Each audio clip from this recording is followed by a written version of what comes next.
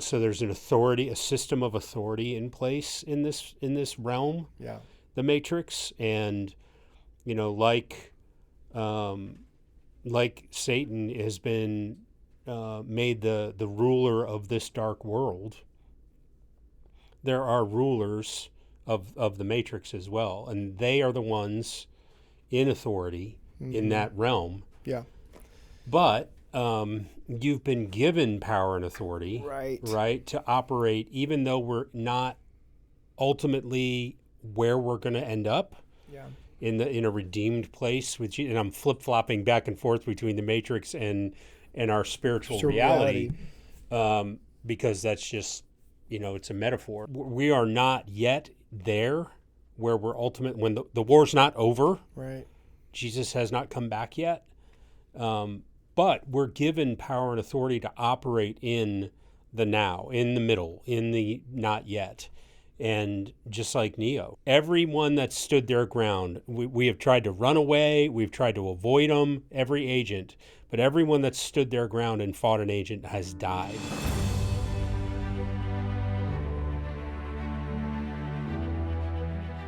With God, there is always more. More love, more life, more freedom. Welcome to Zoe's Exploring More with Michael Thompson. C.S. Lewis once wrote, "Our Heavenly Father has provided many delightful ends for us along our journey, but He takes great care to see that we do not mistake any of them for home." Join me and the team as we explore the kingdom together, discovering the deep truths and offering encouragement for the journey. There is always more. Welcome, friends and allies, to the Exploring More podcast. Michael Thompson here, hanging out with SJ there. And we are exploring the kingdom and taking on the final episode of a 6-parter about the larger story that our story's in, the story of good and evil. And particularly, we've spent our time looking at a map, because maps are helpful. They give you a perspective, right, of some landscape to scale, to some kind of scale. And so we've been looking at, over these last 5 episodes, first series of the new season. First series of the new season. Yeah. We've been looking at their how to perceive, how to understand, how to comprehend this story that we find ourselves in. And it's a love story set in the midst of a fierce battle. The battle is between 2 kingdoms.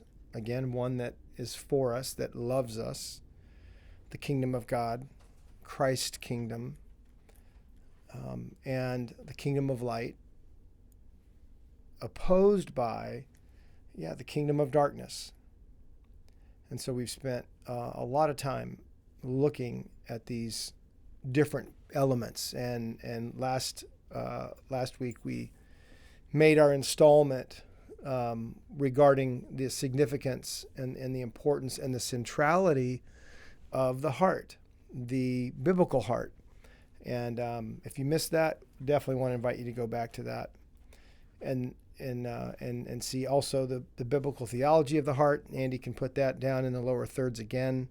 There's a lot to catch up on if you're joining us right now. Mm-hmm. And yet, I'm excited about this episode because we talked about it in pre-production.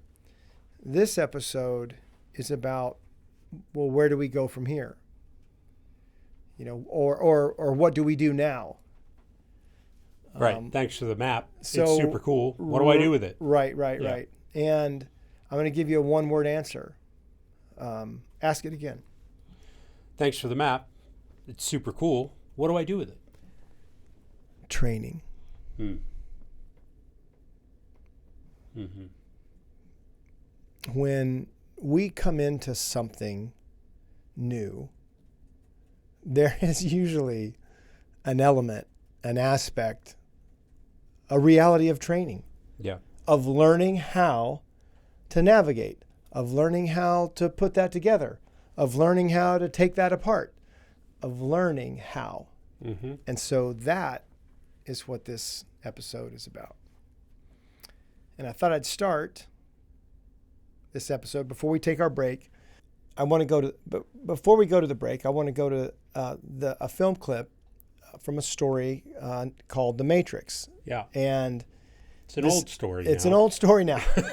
But this is what happens in this science fiction depiction of the spiritual reality as a the old transparency. When we were kids, your teacher would set up there and there'd be a overhead projector. Yes, that would project on the screen, and they would put these transparencies on there, and they could write on them. They could put another one on top of another one.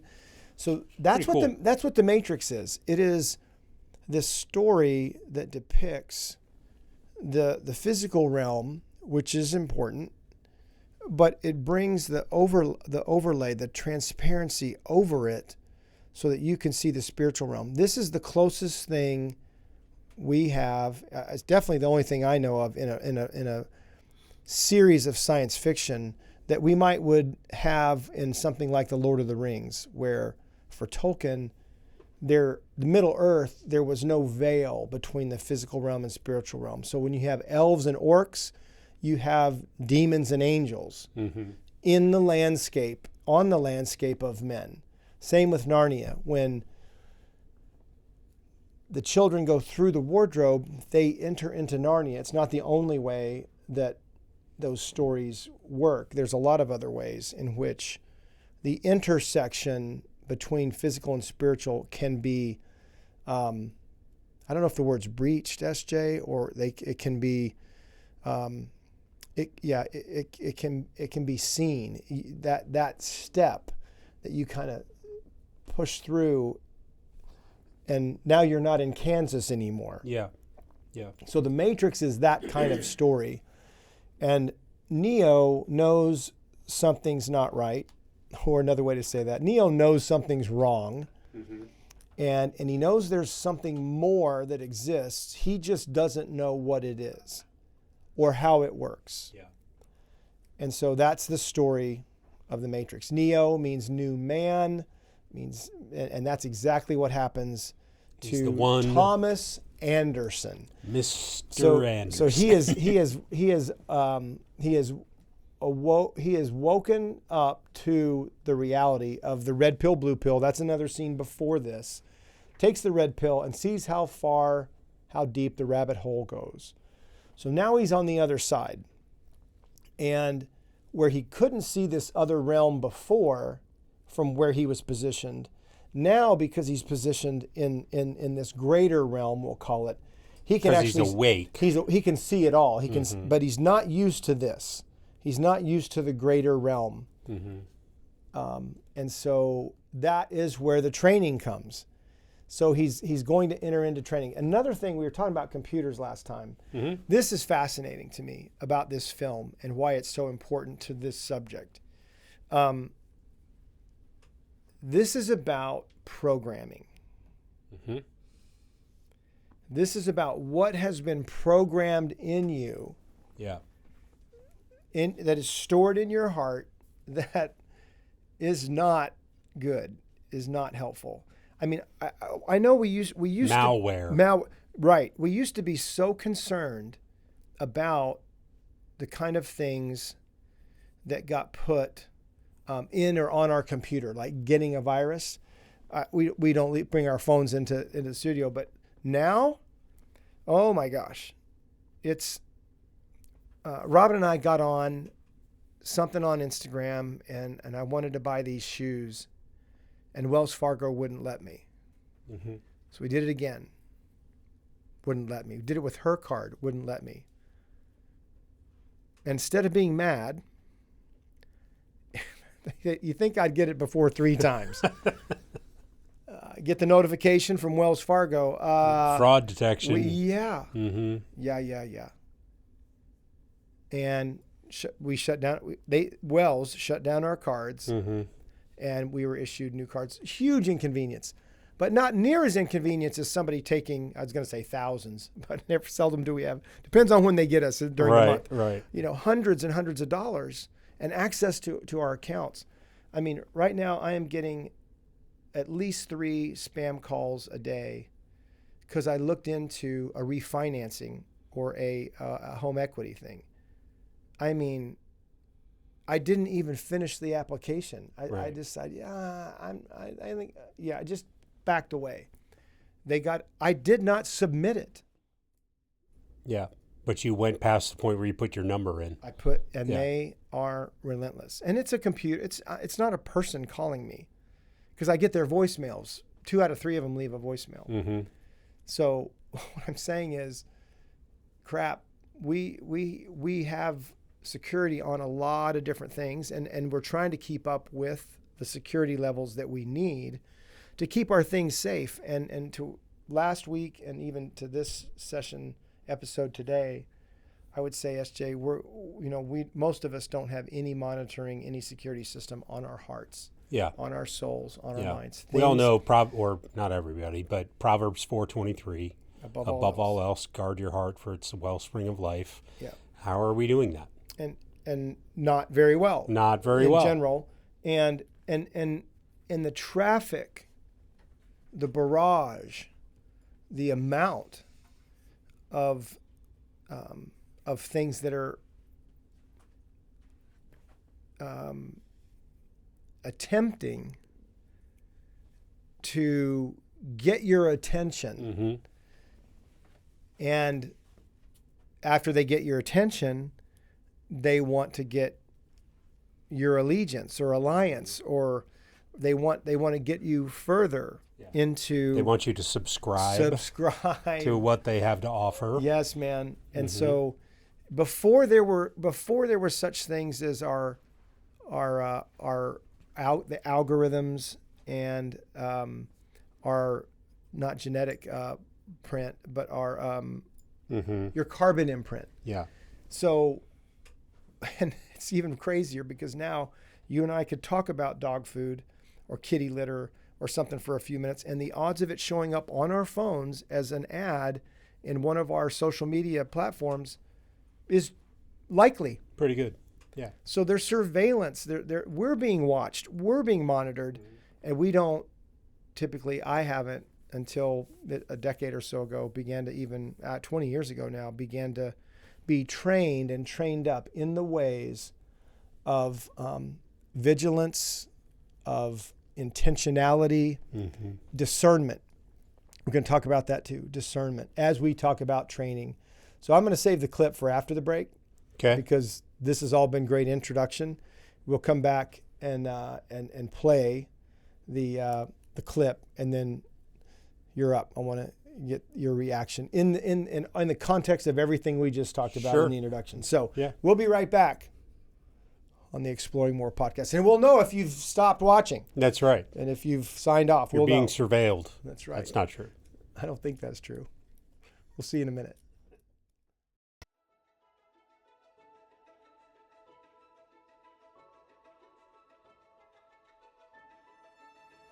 Yeah, so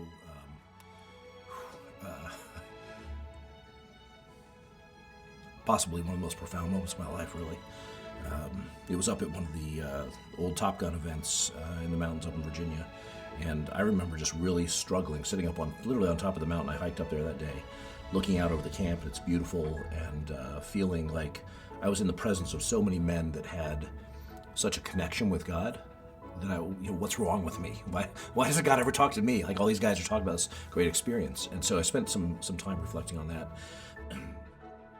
And as I was walking back down the mountain, all that was in my head was, God, I need to hear you. I need to hear your voice. I need to hear, some semblance of life from you.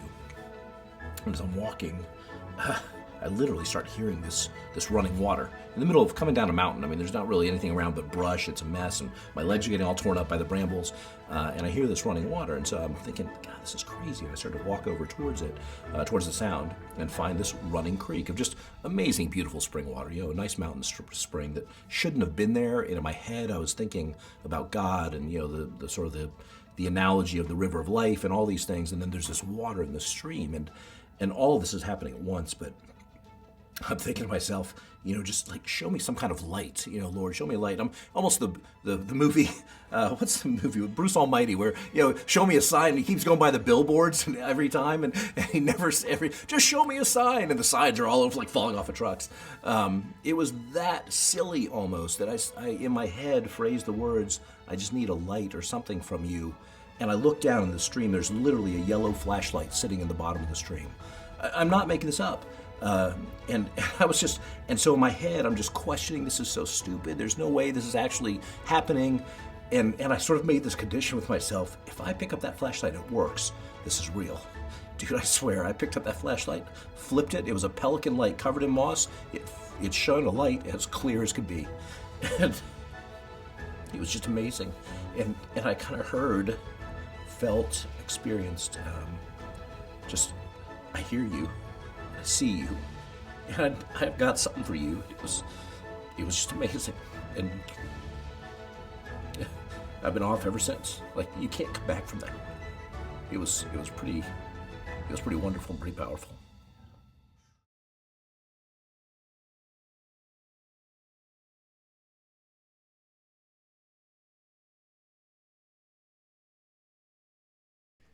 Welcome back to the Exploring More podcast, where we are teeing up this Matrix clip. I think I explained enough about the Matrix for anybody who maybe isn't paying attention or hasn't read it or seen it. So this is a scene where my point is we're now into training.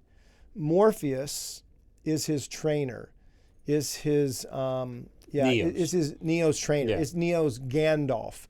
Is the one who knows a lot about this and how it works and is trying to get Neo up to speed because there's a way this map works. There's a way the Matrix works. And Neo has even not even fully comprehended all that took place when he was unplugged is the word in the Matrix. Literally unplugged from a system. Now he's living outside of that system, and he's now being trained in what that system was that he was living. Yeah. So that he can see it better. So that he can see it and become part of the freedom fight, honestly. Yeah. So this is a training module. I'm giving that away. Neo doesn't even know he's in a training module, but Morpheus is going to guide him through this training and lots of critical intelligence in this clip. So we'll talk about that.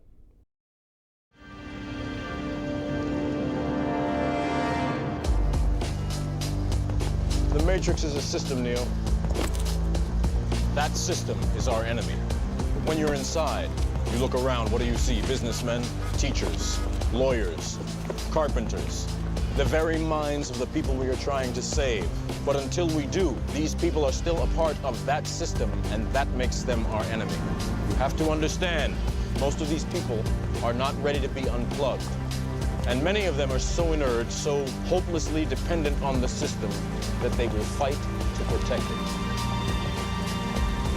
Were you listening to me, Neo? Or were you looking at the woman in the red dress? I was. Look again. Who is it?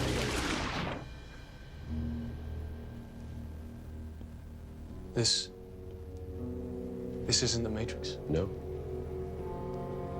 It's another training program designed to teach you one thing. If you are not one of us, you are one of them. What are they? Sentient programs. They can move in and out of any software still hardwired to their system. That means that anyone we haven't unplugged is potentially an agent. Inside the Matrix, they are everyone, and they are no one. We have survived by hiding from them, by running from them. But they are the gatekeepers. They are guarding all the doors, they are holding all the keys, which means that sooner or later, someone is going to have to fight them. Someone. I won't lie to you, Neo. Every single man or woman who has stood their ground, everyone who has fought an agent has died. But where they have failed, you will succeed. Why? I've seen an agent punch through a concrete wall. Men have emptied entire clips at them and hit nothing but air. Yet their strength and their speed are still based in a world that is built on rules. Because of that, they will never be as strong or as fast as you can be. What are you trying to tell me? That I can dodge bullets? No, Neo. I'm trying to tell you that when you're ready, you won't have to.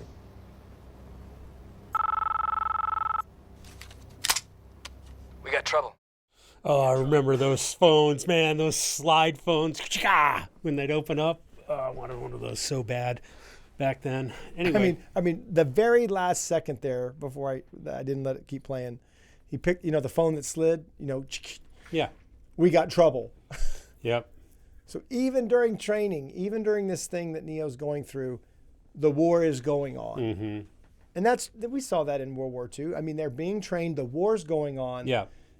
And the Band of Brothers, 101st Airborne, I mean, they are trying to get over there. Yeah. And yet they've got to be oriented, they've got to be trained before they get deployed. Yeah. And that's why, where do we go from here? What do we do now?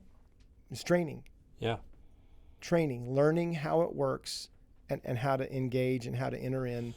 And Yeah, they were in training, I think, for 18 months. Something like that, 13, During- 15, yeah, something. 42 to 44, Right. So. But the point of training is so that you aren't a casualty, you aren't a victim, you aren't POW. So you got a chance. You aren't hurt and hit. Yeah. You aren't hit and hurt as Right. much. Right. So back to the clip. Yeah. That metaphor has so many biblical truths in it. It just cracks me up. I've got them in my notes, but I also wrote them down as they came. I've got 11 or 12 things here. This would be a whole podcast. Mm-hmm. Hey, Andy, this would be a whole. It's a great idea. So, The what did you biblical see? truth about the Matrix. What did you see and what did you hear? Initially, the first thing I noticed was the way that Morpheus just moved through the crowd so effortlessly, That's so and then Neo is bumping into people Banging. and banging around. Yeah. Dang, boom, bah, He doesn't know his way around. Right. He's just he can't Right. dodge him. Morpheus is just kind of Morpheus has been in the program before, right? Yeah. And then, he's talking about, most of these people that you see in these, just everyday jobs, Yeah. they're not ready to be unplugged yet because they are so reliant on the system that they're programmed in, to run. right, They're part of that programming, Yeah. or that programming is a part of them. Yeah. And operating out of our false self and operating out of woundedness and So vows and normal. agreements, it's our programming, right? Yeah. And then, the authority figures, they're the police officer who's writing a ticket, and he just kind of slowly looks up at Neo. Yeah, that's subtle. That's a good man. pickup. Yeah. And so there's a system of authority in place in this realm, Yeah. the Matrix, and like Satan has been made the ruler of this dark world. There are rulers of the Matrix as well, and they are the ones in authority in that realm. Yeah. But you've been given power and authority, Right. to operate, even though we're not ultimately where we're going to end up. Yeah. In a redeemed place, and I'm flip-flopping back and forth between the Matrix and our spiritual reality, because that's just, it's a metaphor. So, but we are not yet there where we're when the war's not over. Right. Jesus has not come back yet. But we're given power and authority to operate in the now, in the middle, in the not yet.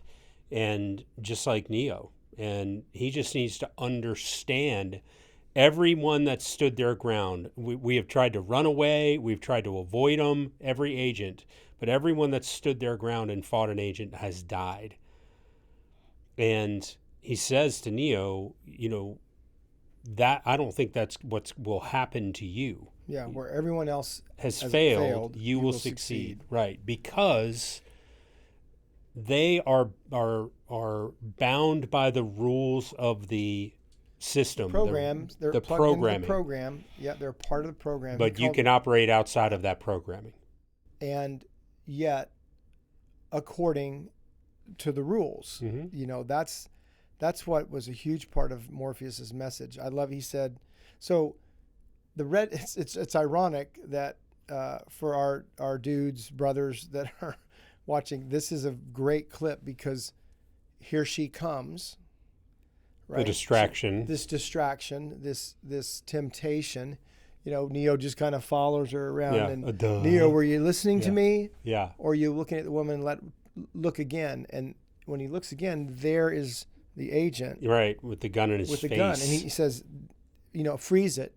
Yeah. So now the lesson's really beginning he's talking as they're walking through, Neo's banging through, but at that point in the scene, he has his attention.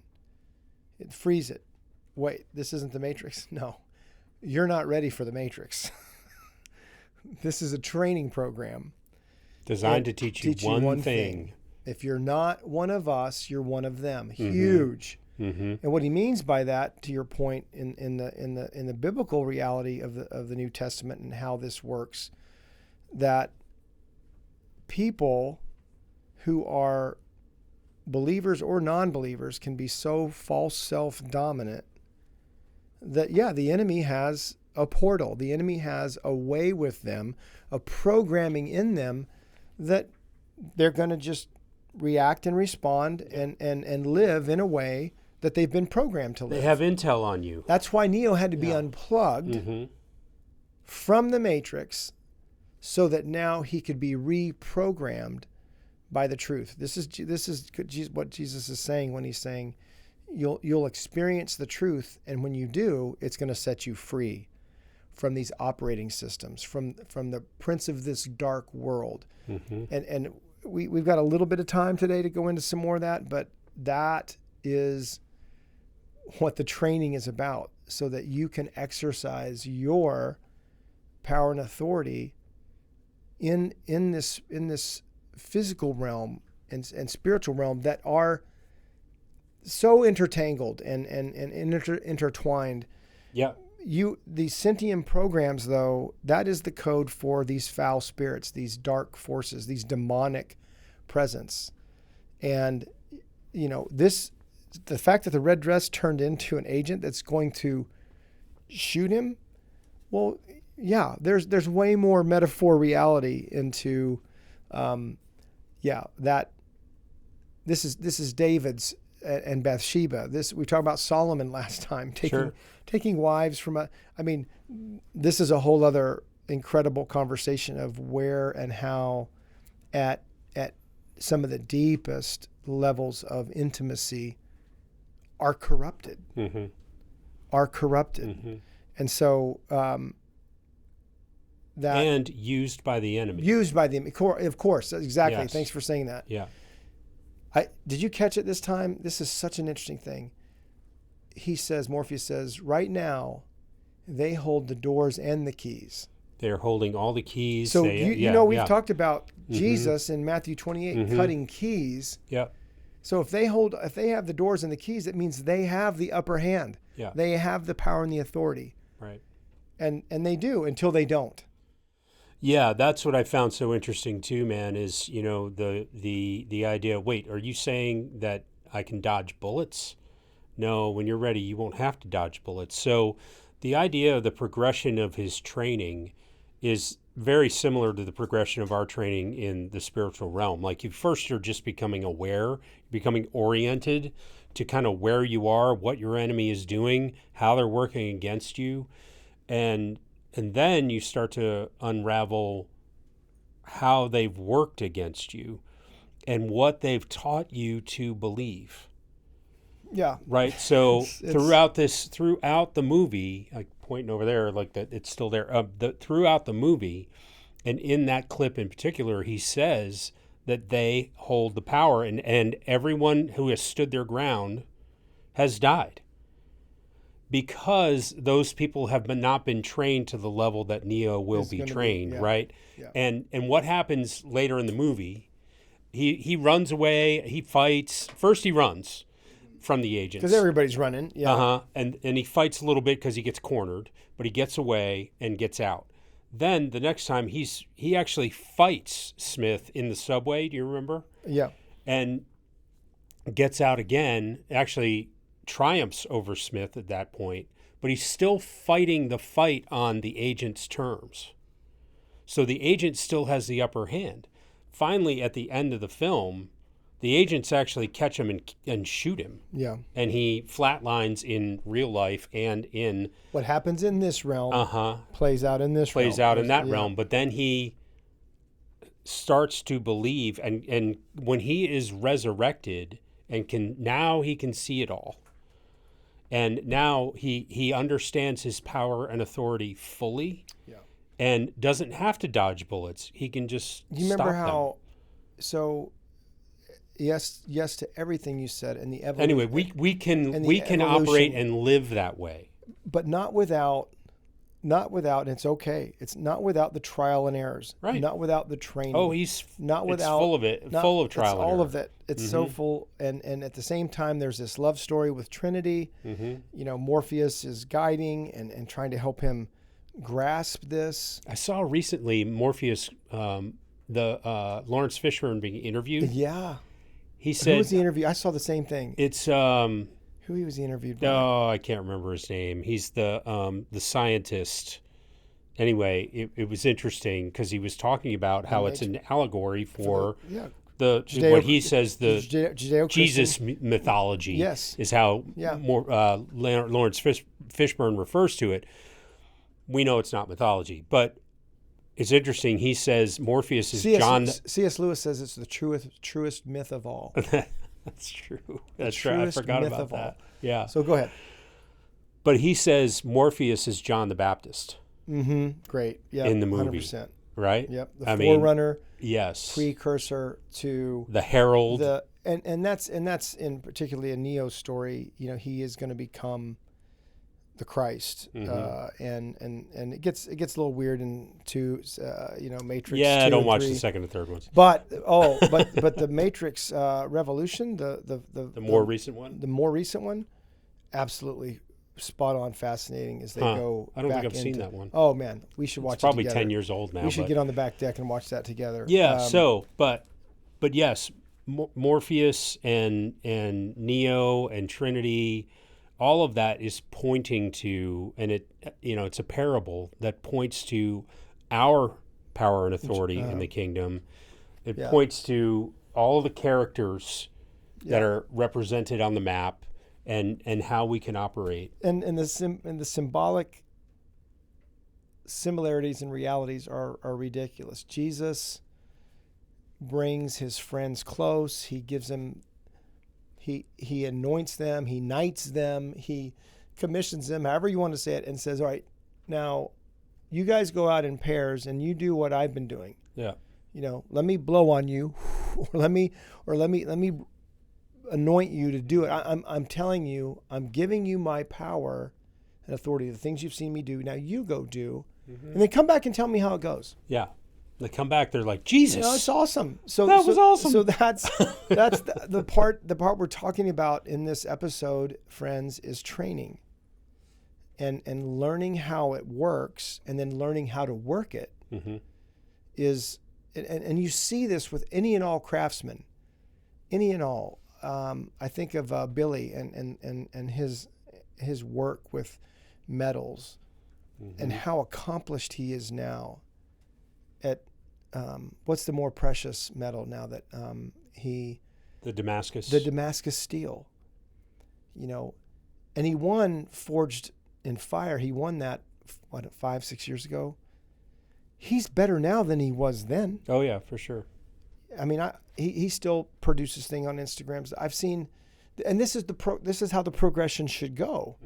You know, this is how we should be evolving, and yeah, that it probably should be a bit of a struggle, a bit of a fight when, you know, temptation rises. But if you don't rise up with it and or against it, then there's really no struggle. You just give into it. No, yeah, your cipher, just the one character in there that gets plugged back in. You know, we had a little dog. We had a little dog. Back to cipher. We had a little dog that, if you just said her name really loud, she would either pee, or just roll over and show you her tummy. I mean, it's just a surrender posture. Wow. You know, so if she's in something, you know, it's like, hey, and it just would arrest her, you know. So all of that to say, programmed, you know, how do we get from, you know, some of these under the influence of some of these things to literally being able to overcome them? I think you have to go through that season of dodging bullets and kind of swinging and fighting. And then you realize you actually can reject what's being thrown at you. Yeah. But you can't until you grow into, in that scene that you mentioned, the final in the Matrix, Trinity says, because they're in the Nebuchadnezzar, he's in the subway, and he's not running. And she says, what's he doing? And Morpheus, John the Baptist, says he's starting to believe. Yep. So, you know, again, not with great intentionality am I trying to make the Matrix and the map, you know, they just do parallel each other. And so I would love for both of us to take a swing at, so how's training going? Where, Great question. what training circles do you feel like the Trinity has you in? And then I'll take a swing. Yeah, well, training is going, let me say it this way. Training is ongoing, you know, kind of never ending. And I think, to your point, the more that you, like when you're talking about Billy Salyers, the more that you train, the more that you work on it, the more nuanced it becomes. Yeah. Right. And so, yeah, the training, I think the thing that I'm living in right now and trying to be really intentional about is understanding the effect that I have on others around me, and trying to be cautious, not guarded. Those are two different things. Cautious with others' hearts around me and what effect I have on them. And so that's a pretty nuanced thing to enter into. Whereas before it was more, you know, or earlier in my training, let me say, in this context, it was more like, you know, why do I behave or use a tone or react or not respond, but react to certain things. And so I wasn't even in a space to be concerned about how it affected other people or their others' hearts. I really was just in a space of trying to understand my own story and unravel the programming that had been plugged into me years and years ago.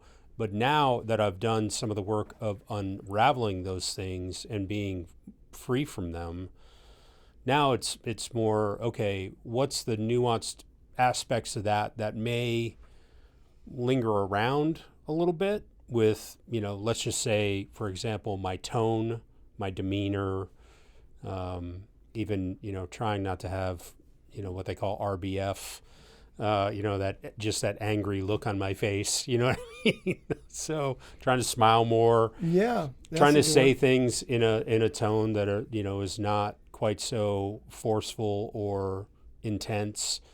And also, honestly, man, you've heard me say it a couple of times. When I say it, you're going to be like, oh yeah, I have heard you say that. I'm trying to say, in my opinion, more often, you know, because I have a tendency to declare my opinion as though it's As a fact. and Yeah. and law and rule. Sure. Exactly. So that's me right now. That's one aspect of the training that I'm in right now. Yeah. Yeah. It's always going to be multifaceted. You know, I'm in some training circles with my kids who are adult children, and pursuing them. And it's so interesting in my initiating with them, and a lot of it can be text and then every now and then phone calls. And I'm not requiring this of them, but what I am saying is, it's just the other day in the training of pursuing them and encouraging them and advocating for them. I just want them to know I'm thinking about them. I love them when I think about them. They matter. And I don't know who and what else in their world is even telling them that. And I'm sure Robin is doing some of that. But SJ, the other day, I did something in the morning to text one of them, and we have fun things from fantasy football to teams that we follow, to to things that I aren't necessarily seasonal or anything. Just hey, I saw this and I thought of you. Right. You know. So I then how do I want to say this? I then went to the other morning after I had this conscious awareness that I haven't gotten much of that pursuit. Yeah. And then I went with Jesus even further. Like, man, this has been a theme. Like, you know, I wasn't highly recruited. I wasn't, and I'm not just talking about, you know, basketball. I mean, I don't remember any teachers coming alongside and saying, you know, you're really good at this. You could be really good at this. You'd be a great guitar player. Hey, would you want to meet after school and do some extra lessons? I think there's some, I might have been I might have grown up a guitarist or something, you know, sure. I'm just saying, or paint, or, I mean, I like a lot of people, we try and do a lot of things, but I was connecting this dot of training. I just remembered there wasn't a lot of that, you know. I mean, I had to actually pursue the college that I ended up playing for and convince them to want me, you know. So, and then this idea of trying out, man, I tried out all my life. When we go sometimes to the circles and spaces that we get to go with men, you know, we're usually there because somebody in leadership has seen, read, connected, and wants me to be, or wants this message to come. But man, you're there on a tryout. You know, what you're about to say, how you're going to share, and does it land on them? Does it hit them in a way that's impactful? You know, so nothing wrong with being good at what you do, but I just found that when I started to give the Trinity access to training me, I really started to be pursued by them in ways that were significantly parallel to the ways that I was pursuing my kids. And that, I think, it's somewhere in the space of I've grown to a place that if anything matters, everything matters. And that the Trinity will use anything to partner with me to speak my language, show me how they feel, what they think about me, and invite me up and in more to freedom. more. I mean, it was just another training circle. I was like, This is all related. Well, let me just. This is crazy. Let me invite you to listeners to what Michael and I do weekly, which is with this group of men.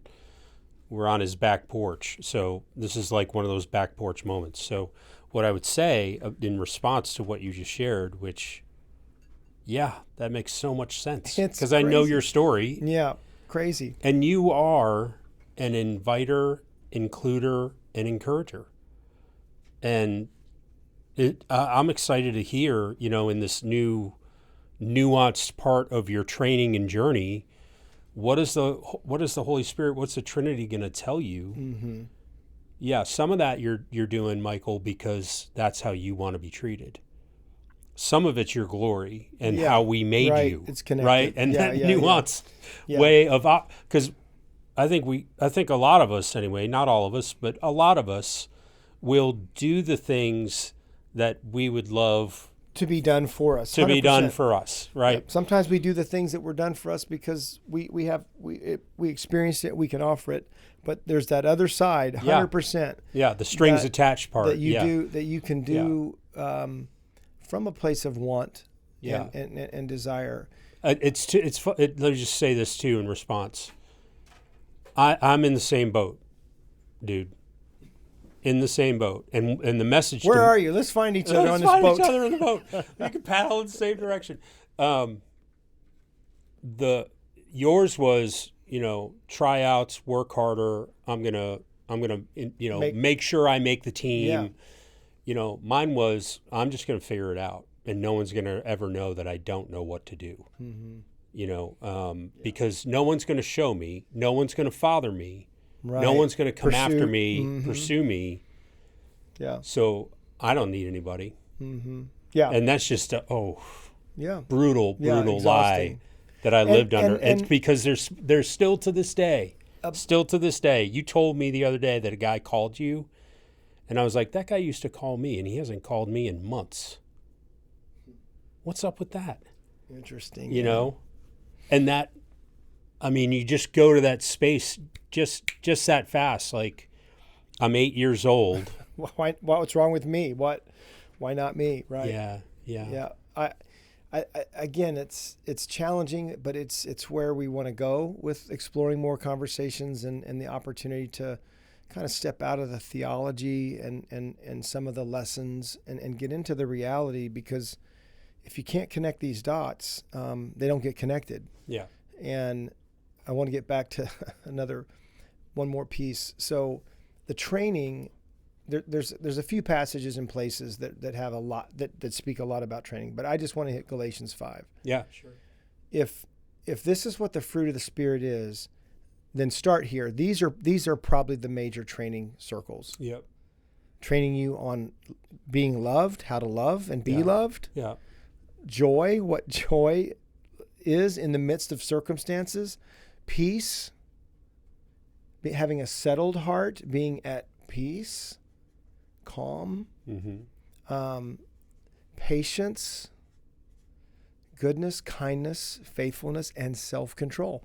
Those long suffering's in there too somewhere, right? those are the major training circles. All of them have particular shades of you and particular shades of me. And so, learning how to be kind and even kind with your own self. It's going to be hard to be kind to others if you're mean to you. Yeah. Or you're not too excited about you, not happy with you. And I think I'm getting beyond there's things that we all want to improve or change or alter, but I'm talking about at deep core levels. So judgments. Yeah, I think that's so.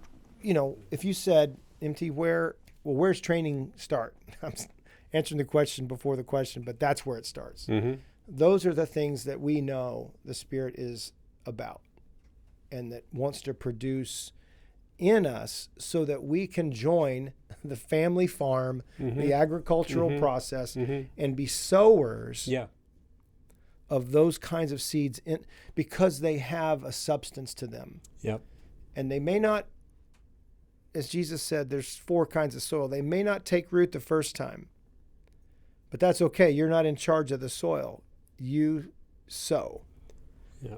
And when it finds that good and noble heart, when it finds that moment where the invitation and the package that you deliver, it lands, it's the best. It's the best. That's when you, not as an agent of the matrix, but you as an agent of freedom, can come into anybody's story and what we've said for some years now, and be dangerous for good. Right.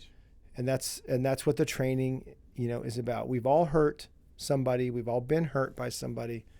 But what would it look like to be the answer? Yeah. To be the hope, to be the advocate, to be the kind rescuer, to be the Samaritan, the good Samaritan, to be the cold, the sip of cold water, to swim as fast as I can to as many as I can, in The Guardian, in that film, to save, to rescue all that I can, and see how God wants to. I think the more we partner with him in our own freedom, the more he'll deploy us into the fight for the hearts of others' freedom. There's no question, and it's attractive, When I'm seeing yourself and others, who are more settled in certain areas that where I still need a little training, hey man, tell me more about that. Yeah. Like, why doesn't that set you off the way it sets me off, or whatever it is? And just the other day, man, I told you this story yesterday. Just the other day, somebody said some things to me that, what I want to say, it doesn't make us immune from from something hurtful or bruising. Yeah, being the bullets said or are still done. coming. It doesn't stop. It doesn't make the bullets stop from coming, but it can.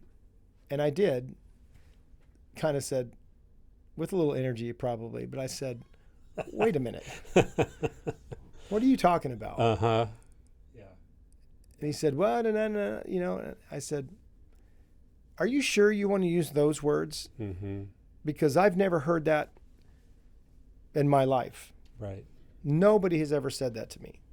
Yeah. And you're saying that's somebody said that to me. That's my effect on that's my effect on somebody. Yeah. And it was over the next 2 minutes. It was like, well, that's not really what I meant. I said, okay. Yeah. That's helpful. Mm-hmm. What do you mean? But yeah. So there was something that kind of rose up in me, but it didn't. Didn't take you out. Oh man! Yeah. Or I'm ready to take this person out. Right. Start swinging the sword around. And it became a very productive conversation, and it became more accurate. But man, there's a lot of conversations that never they couldn't become productive, and they sure didn't end well, because the arresting and the wounding had happened, and and the bullets found their mark. So I want to just wrap it up with this map and say 6 episodes was not near enough. No. And we put a chapter in King Me, we put a chapter in Heart of Aware, and we put several chapters in Search and Rescue. So Jesus, he knew how this worked, and he operated within it, in the tangled up. And he had such an effect on these 12 guys, even Judas. But he had such an effect on these guys. The Chosen is such a helpful depiction of it all. And then these guys went and had such an incredible impact on the hearts and lives of others, empowered by the Spirit to do so. It's the same Spirit. It's the same Jesus. And that's actually pretty encouraging as we invite people to explore more, more life, more love, more freedom, how their heart is central, and how this landscape is dangerous for the naive and the disoriented. It's brutal. Ignorant is no way to move through this story. And back into the Matrix, to think that you could control all this is one of the silliest things I ever used to believe. Yeah. And if you can't even control yourself, and what are you talking about? And if I'm at the center of the story, and I know the heart is is a central place here, but I'm talking about if I'm in the center of the story, then I am going to live in a very small story. And so the more and more this invites me to be large. Right. If it's all about me. If it's about me, I'm living in way too small a story. Yeah. But on the contrary, this invites me to be significant, to be important, and caught up in something much larger. Right. So the invitation is to a larger life. And that's why we wanted to explore the larger story. Yeah. Well said, man. Well said. Well, hey, if you've got questions about the map, if you're having trouble downloading something, reach out to Andy at exploringmore@zoe.org with an email, or drop a comment below in wherever it is that you're listening to or watching the podcast. We've got a ton of other resources at zoe.org coming that are out free for you. And coming out all the time. Yeah, We've man. got New devotionals. 4 new devotionals this fall coming out on YouVersion and on our own website. You can pick them up. Yeah, so we want to equip you and encourage you along the journey. So, reach out to us and take advantage of that stuff. Yeah. Looking forward to the next episodes of a new series that. If you want to invite other guys into this journey with you, we're going to talk about how wonderful that is and uncomplex. So you want to do men's ministry? Yeah. Are you sure? Yeah. So we're gonna try to talk you out of it. That's right. And then we're gonna try to talk you into it. Right. So anyway, that's coming up on the Exploring More podcast. Thanks for being with us today. We'll see you next time on the Exploring More podcast. We hope you have enjoyed this episode of Exploring More. The landing page for this podcast is zoe.org/podcast. That's ZOWEH.org/podcast, where you can find the show notes and various platforms to which we broadcast. You can also find us and the Life of More by visiting Zoe on YouVersion Bible app, Right Now Media, our Facebook page, and Zoe on Instagram and Twitter. Remember, with God there is always more, and you were made for more.